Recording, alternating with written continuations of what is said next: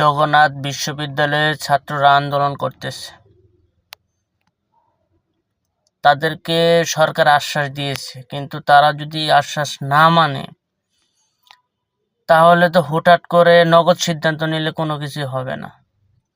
ধৈর্য ধরতে হবে, দেখতে হবে যে সরকার কি করে। সরকারকে সময় দিতে হবে।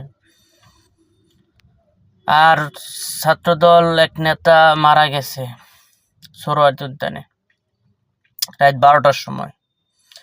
তো এই বিষয়টা নিয়ে কালকে ঢাকা বিশ্ববিদ্যালয় বিসির পদত্যাগ চেয়েছে ছাত্রদল নেতারা। তো ঘটনার সময় তো কিন্তু আর বিসি সেখানে ছিল না, ছিল আইন শৃঙ্খলা বাহিনী সেখানে ছিল না।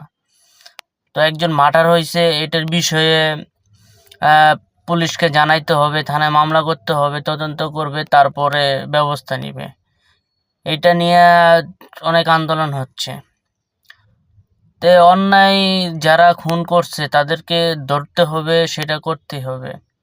সেটার কারণে বিসির পদত্যাগ চাওয়া এটা একটা অযৌক্তিক। আর বিসি সাহেব যেভাবে রাগান্বিত হয়ে বলল যে মার বেটা আমাকে মার, উনি কিন্তু এমনি বলে নাই। ওনার বাসার সামনে যে অবস্থা করছে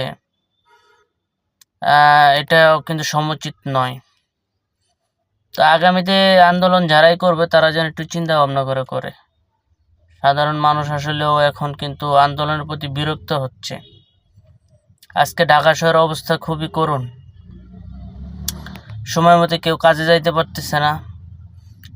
তো এগুলা খেয়াল রাখতে হবে।